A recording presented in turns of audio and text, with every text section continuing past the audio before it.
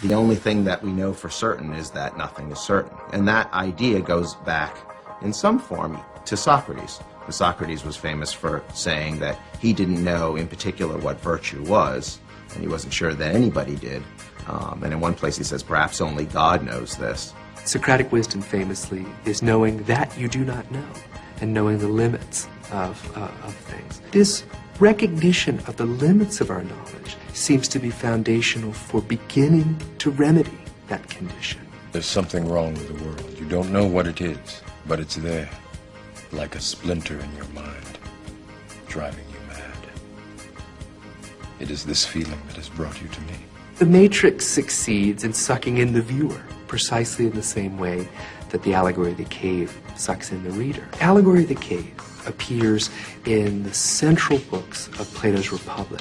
We discover that there are prisoners who've been bound from infancy to a single place in a dark underground cavern. What they see is the interior of a cave wall, and on it are projected shadowy images from a fire behind them. These prisoners don't know they're prisoners, don't think they're prisoners. This is the only reality that they've ever known. This level of reality, Plato and his mentor Socrates equate to the level of reality at bottom.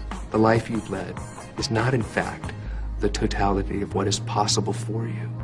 And if you could release yourself from bonds you don't even see, you would then be able to see the world as it truly is. Similarly, we have Neo's situation in the Matrix. We have Trinity and Morpheus reaching out to Neo, bringing him, through his own choice, into being unchained, or in this case, unplugged.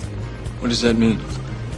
It means buckle your seatbelt, Dorothy, because Kansas is going bye-bye.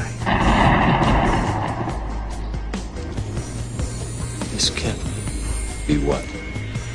Be real? Metaphysics is the branch of philosophy that asks the question, what is real? How do you define real? If you're talking about what you can feel, what you can smell, what you can taste and see, then real is simply electrical signals interpreted by your brain. These questions. How can we know what things are in and of themselves? Is appearance any reasonable reflection of reality? And Kant is famous for concluding that there's really very little we know about what reality is like in and of itself. And his point was that actually the mind has structures that impose structure on the world and actually create worlds in certain ways.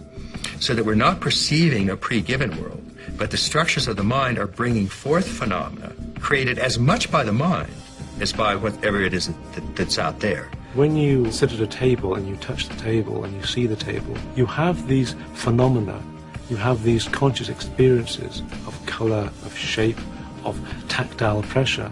But these phenomena are not the ultimate causes. Kant was convinced that there was something beyond that, which is reasonable because we don't control our phenomena. If I look up at the sky, I can't change it from blue to pink.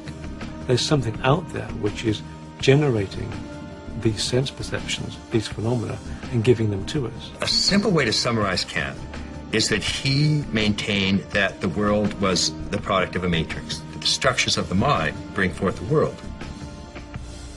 I thought it wasn't real. Your mind makes it real.